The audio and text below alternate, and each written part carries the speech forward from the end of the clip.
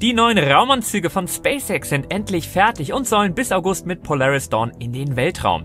Sonnensturm führt zu Polarlichtern in Deutschland und gefährdet die Weltrauminfrastruktur. Starship 30 für übernächsten Flug jetzt auch statisch Feuer getestet. Starliner-Start wegen Sauerstoffventil abgebrochen, neuer Starttermin dann diese Woche. Chang'e 6 erreicht Mondumlaufbahn und ist bereit für historische Probenrückführung. Dream Chaser und die deutsche Exploration Company bereiten sich jeweils auf die Erstarts ihrer Raumfahrzeuge vor. Das und noch mehr schauen wir uns heute an. Herzlich willkommen zu Senkrechtstarter, dem Raumfahrtkanal im deutschen Sprachraum. Die krassen News kommen natürlich nach Redaktionsschluss. Am Wochenende kam das lang erwartete Update zur ersten Mission im privaten Polaris-Programm des Milliardärs Jared Isaacman. Auf der Mission soll die vierköpfige Crew weiter von der Erde entfernt fliegen als alle Missionen seit Apollo 17. Mit einem hochelliptischen Orbit soll die modifizierte SpaceX Crew Dragon 1400 Kilometer überschreiten und damit gerade in den berüchtigten Van Allen Strahlengürtel eindringen. Die Mission, die soll das SpaceX Dragon Raumschiff und die Falcon 9 für Crewflüge zu ganz neuen Horizonten bringen. Bisher hat SpaceX die Hardware ja nur mit Crew maximal zur ISS gebracht. Aber auch eine laserbasierte Kommunikation im Weltraum von Raumschiff zu Starlink Backbone soll demonstriert werden. Nachdem der hochelliptische Orbit wieder auf einen zirkulären Orbit von 700 Kilometern Höhe abgesenkt wird das Highlight der ersten Polaris-Mission mit dem Namen Polaris Dawn sicherlich die erste kommerzielle EVA und vor allem der erste Weltraumausstieg einer Privatperson sein.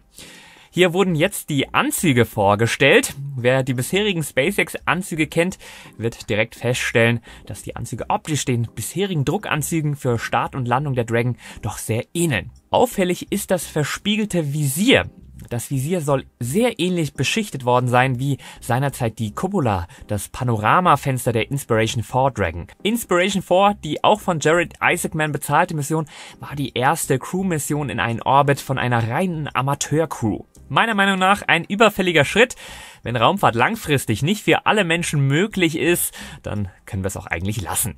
Klar, wenn Raumfahrt jeder kann und jeder macht, dann verlieren die Raumfahrtagenturen so ein bisschen ein Alleinstellungsmerkmal. Aber deshalb gehen die ja jetzt raus aus ihrer Leo-Komfortzone und weiter hinaus zum Mond und Mars. Apropos aus der Komfortzone heraus, die Crew von Polaris Dawn, die lässt den Komfort aus ihrem Raumfahrzeug heraus. Da der Crew Dragon über keine Luftschleuse verfügt, muss die Crew den Dragon komplett entlüften und somit werden alle 4 Crewmitglieder in ihren Anzügen dem Vakuum des Weltraums ausgesetzt sein. Um Ein- und Ausstieg zu erleichtern, wird der Dragon mit einem Haltegerüst an der Luke ausgestattet. Das befindet sich während des Starts dann unter dem Nose Cone. Das Gerüst hat mit Skywalker übrigens einen sehr eingängigen Namen. Den Ausstieg aus der Kapsel sollen Jared Isaacman und die SpaceX-Mitarbeiterin Sarah Gillis durchführen. Die SpaceX-Mitarbeiterin Anna Mannon und der ehemalige Air Force-Pilot Scott Petit, die würden aus der Kapsel heraus dann die Mission überwachen. Anna und Sarah sind übrigens die ersten SpaceX-Mitarbeiter, die ins All fliegen. Was ich ja immer witzig finde, der Mann von Anna, Anvil Mannon, hat gerade eine NASA-Astronauten-Ausbildung absolviert. Und natürlich eine Stichelei gegen die Agentur, dass seine Frau jetzt sogar vor ihm ins All fliegen wird. Ist nicht zuletzt ein super Jobmarketing für SpaceX. Du kannst absurd qualifiziert sein und bei der NASA trotzdem abgelehnt werden. Oder du arbeitest bei SpaceX an Hardware für Mond und Mars und fliegst dann vielleicht selbst mal ins All. Und das betont auch SpaceX. Die jetzt für Polaris Dawn entwickelten Raumanzüge, die sind auch ein weiterer kleiner Schritt auf dem Weg zum Mars. Ja, denn ein Druckanzug, wie er bisher bei SpaceX Crew Starts eingesetzt wurde, der ist eigentlich nicht allzu kompliziert aufgebaut oder es muss nicht unbedingt kompliziert aufgebaut sein. Seine Funktion ist es ja nur, den Astronauten in einem Notfall eine gewisse Zeit am Leben zu halten, wenn das Raumschiff bis auf den Druckabfall aber grundsätzlich intakt ist. Ein EVA-Anzug dagegen, EVA, das steht für Extravehicular Activity, das ist eigentlich ein eigenes kleines Raumschiff, was eben den Ausstieg aus dem Mutterschiff ermöglicht. Der jetzt vorgestellte Anzug von SpaceX, der zapft zwar noch die Lebenserhaltungssysteme der Dragon an, aber auch das will SpaceX für Mond und Mars noch ändern. Auch wenn die neuen SpaceX-Anzüge noch nicht wie die EVA-Anzüge von NASA und Roskosmos über ein eigenes Lebenserhaltungssystem im Rucksack verfügen, finde ich es ziemlich beeindruckend, wie schnell die Weiterentwicklung der bisherigen Anzüge offensichtlich geklappt hat. Klar, die Anzüge der NASA, die sind komplexer, die sind aber auch schon aus den 80er Jahren. Ja, und wann startet die Chose? Ein genauer Starttermin steht noch nicht, aber laut SpaceX wird Polaris Dawn die nächste Crewmission von SpaceX sein. Der für gewöhnlich sehr gut informierte Eric Berger von Ars Technica, der hält 6 bis 8 Wochen für möglich. Das deckt sich auch mit dem NASA-Flugplan zur ISS. Der nächste Start eines Crew Dragon für die NASA, der ist nämlich für August geplant. Im Polaris-Programm sind bisher 3 Flüge angekündigt. Neben einer potenziellen Hubble-Servicing-Mission für die NASA auf dem zweiten Flug soll der 3. Flug der erste Crewflug überhaupt des Starships werden. Und das bringt uns zum Starship-Programm.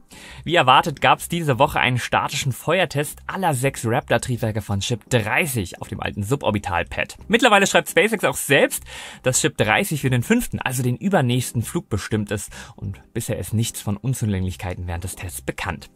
Es scheint immer wahrscheinlicher, dass nach einem erfolgreichen 4. Flug in kürzer Zeit bereits der 5. Flug stattfinden wird.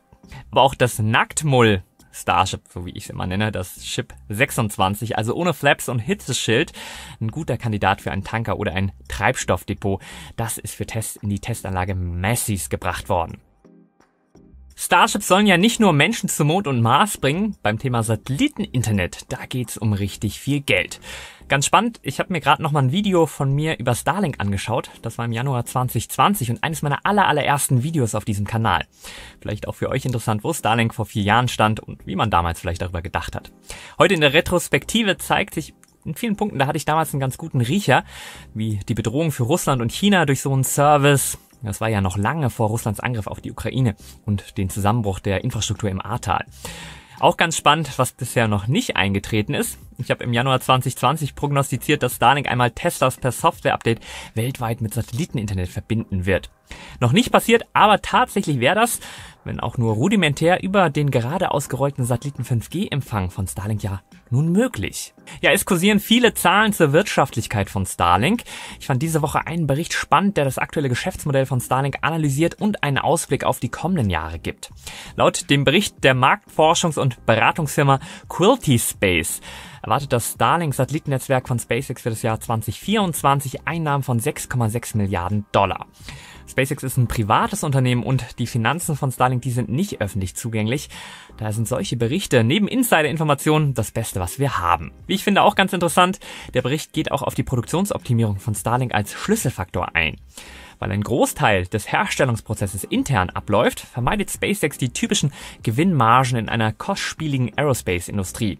Das hält die Kosten niedrig, was noch durch eine bisher in der Raumfahrt so total beispiellose Produktionsgeschwindigkeit, also Massenfertigung, unterstützt wird.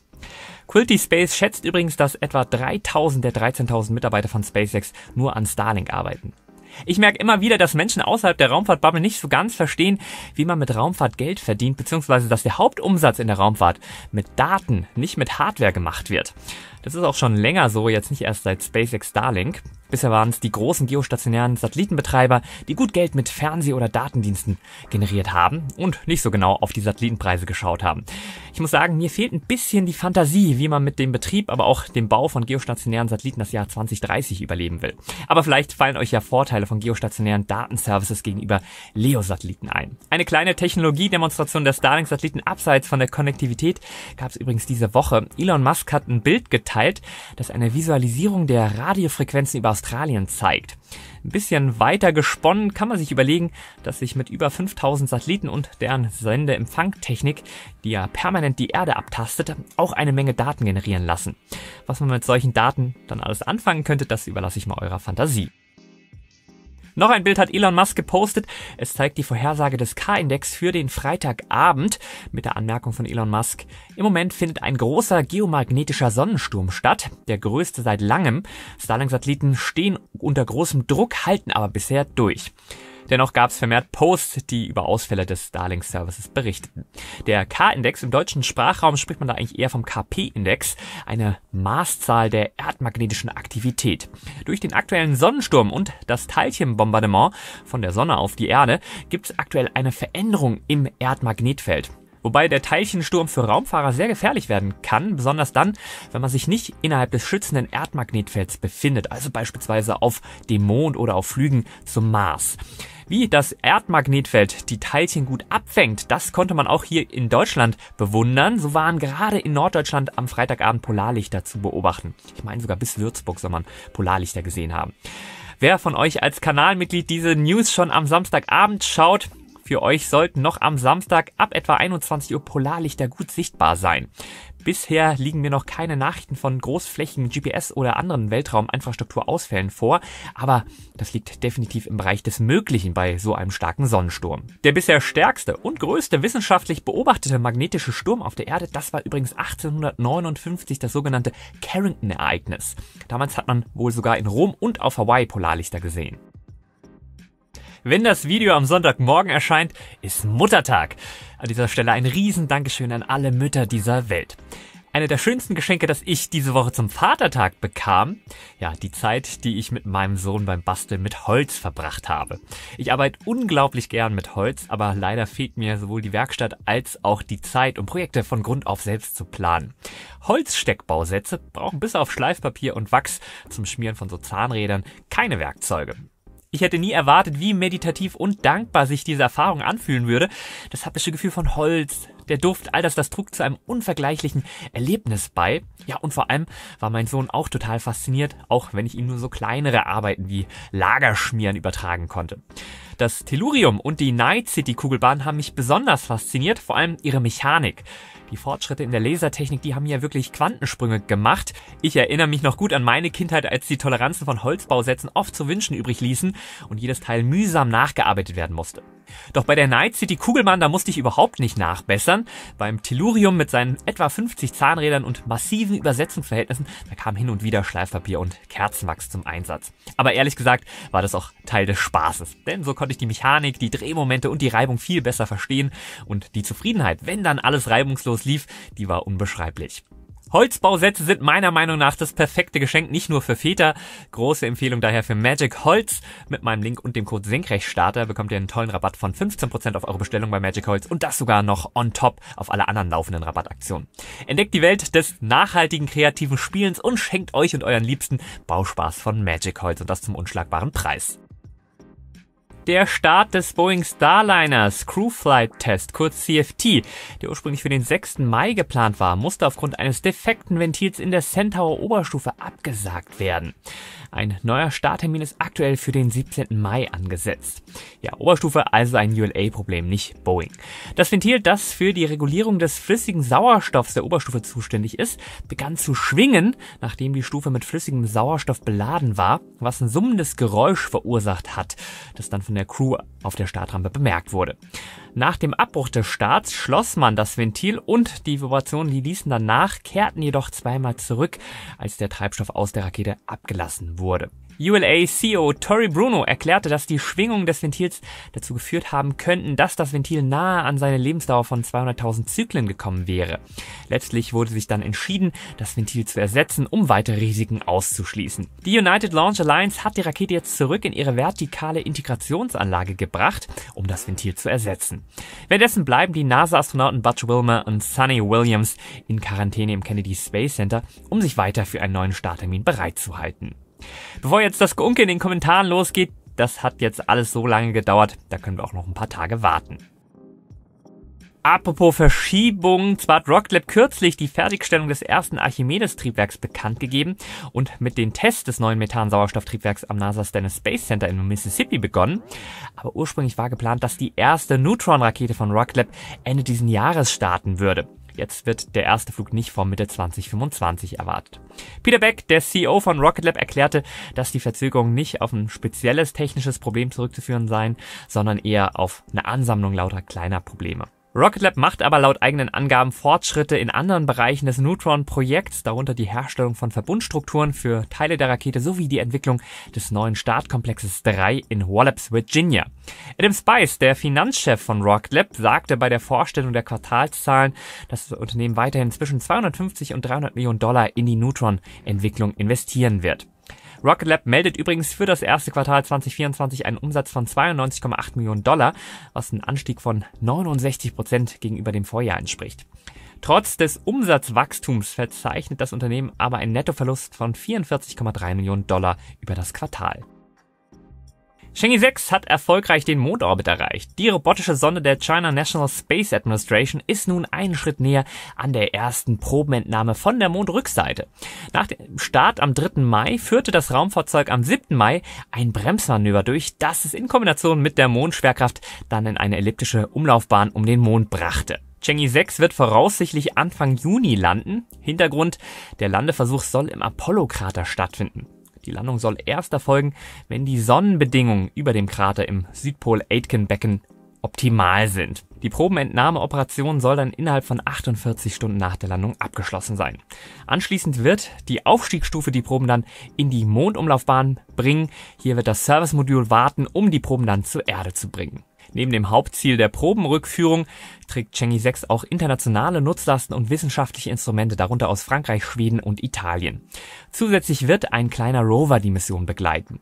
Ganz interessant, dass Chang'e 6 eigentlich als Backup-Mission für die sehr erfolgreiche Chang'e 5 Mission von 2020 gedacht war. Nach dem Erfolg von Chang'e 5 wurde Chang'e 6 dann für eine ambitioniertere Mission zur Probenentnahme von der Mondrückseite umfunktioniert. Ähnlich verlief es mit der Chang'e 4 Mission, die nach dem Erfolg von Chang'e 3 auf der Mondrückseite gelandet ist.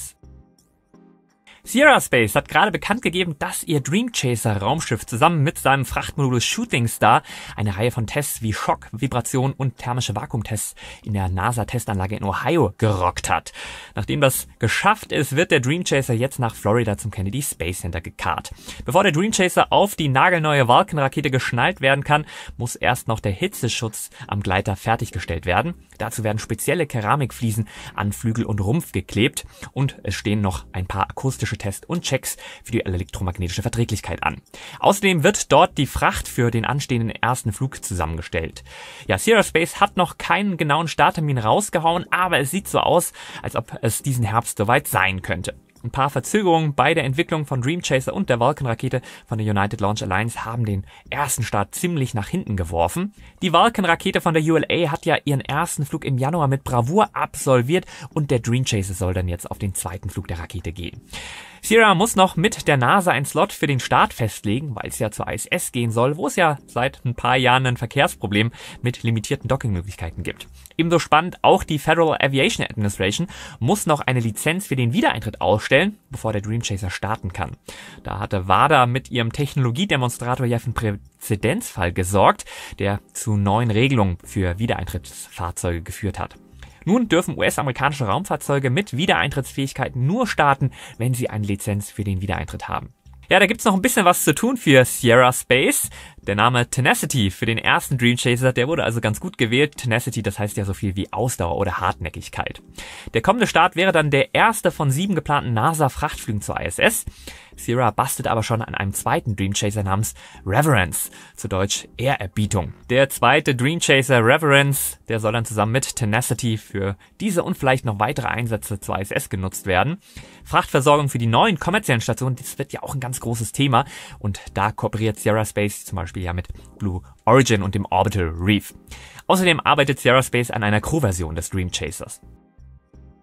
ISS-Frachtversorgung, Wiedereintrittsfähigkeit und später einmal Crew. Das hat sich auch The Exploration Company vorgenommen. Dieses Start-up zwischen München und Oberpfaffenhofen hat nun neue Bilder eines verkleinerten Prototypen ihres Nix-Raumschiffs veröffentlicht. Der Start des Prototypen mit dem Namen Mission Impossible ist für 2025 mit einer Ariane 6 geplant. Vorher soll jedoch der kleinere Technologiedemonstrator Bikini an Bord des Erstflugs der Ariane 6 gestartet werden. Wir erinnern uns, da war ja mal kurzzeitig auch ein indischer Start in der Überlegung. Bikini, klar, wegen Dreiecksform. Es gibt ja das Gerücht, dass wir Space Nerds aus dem Stand eine Turbopumpe zeichnen können, aber beim weiblichen Körper und einem Bikini kläglich scheitern. Aber Spaß beiseite, obwohl der Mission Impossible Demonstrator über ein kleines Antriebssystem verfügt, ja ein Reaction Control System für Steuerbewegung, also im Weltall um alle Raumachsen und in alle Raumachsen, wird der Demonstrator nicht selbstständig einen Wiedereintritt einleiten können. Macht aber nichts, der Demonstrator wird einfach an der Ariane 6 Oberstufe bleiben, die dann den Wiedereintritt einleitet. Nach dem Wiedereintritt ist dann eine Wasserlandung an einem Fallschirm geplant.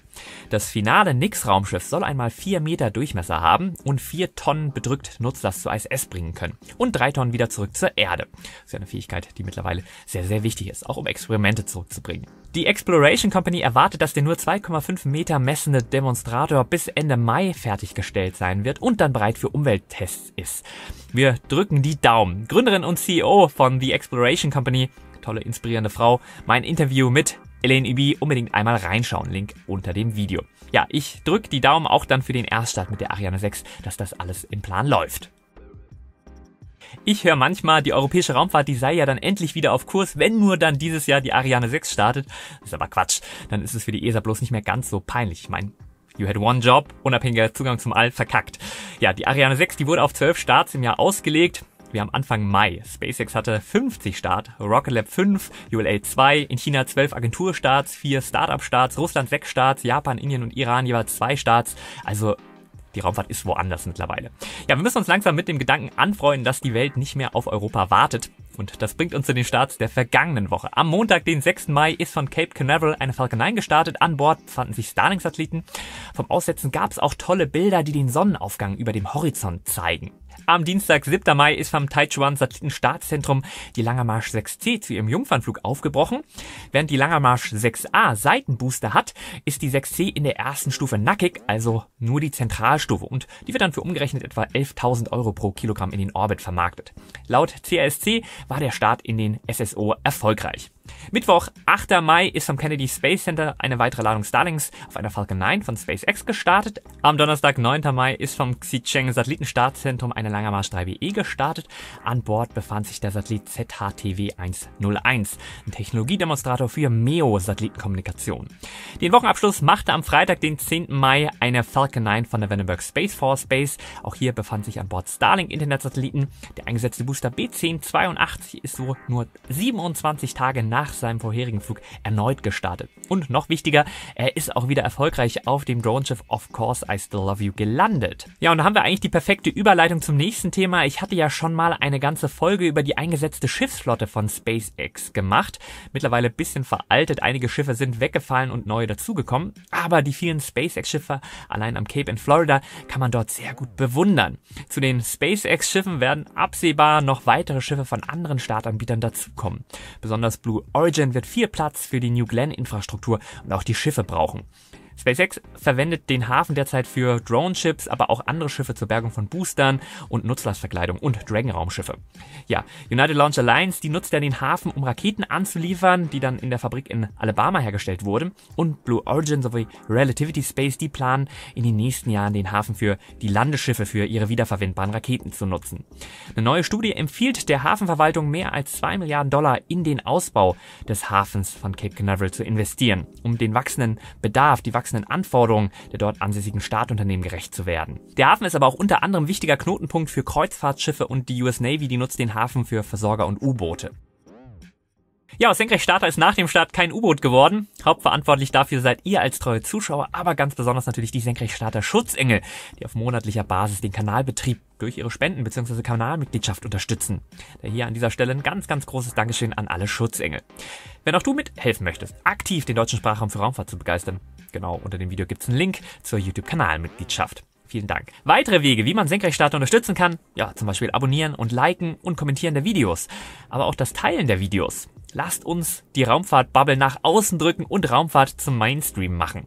Ich habe noch niemanden getroffen, der sich darüber beklagt hat, dass er für Raumfahrt begeistert wurde. Wie immer noch die Starts der kommenden Woche im Schnelldurchgang. Eine SpaceX Falcon 9 mit Starlinks ist für den 13. Mai von Cape Canaveral geplant. Weitere Ladung Starlinks ist für den 14. Mai von Vandenberg geplant. Der Atlas V Start mit Starliner ist für den Samstagmorgen, 18. Mai, um kurz nach Mitternacht geplant. Wir haben dann Wochenende, ich würde sagen, das schauen wir uns gemeinsam hier auf Senkrechtstarter live zusammen an, oder? Kurz darauf, auch 18. Mai, auch Cape Canaveral, also in unmittelbarer Umgebung, voraussichtlich dann Starlinks mit Falcon 9. Ja, und dann der Wochenabschluss, voraussichtlich Sonntag früh, ganz früher Morgen, dann der Falcon 9 mit Enroll 146 für das US-Militär. Hier noch einmal ein Dankeschön an den heutigen Sponsor Magic Holz. Mit meinem Link und dem Code Senkrechtstarter bekommt ihr 15% auf eure Bestellung bei Magic Holz. Findet ihr auch in der Infobox. Ja, ich hoffe, die News haben euch wieder gefallen. Wenn ja, den Like nicht vergessen. Die Raumfahrt ist und bleibt mega spannend. Das wird auch nur noch abgefahrener die nächsten Jahre. Ich würde sagen, bis zum nächsten Mal. Immer schön segelrecht bleiben. Dein Mo.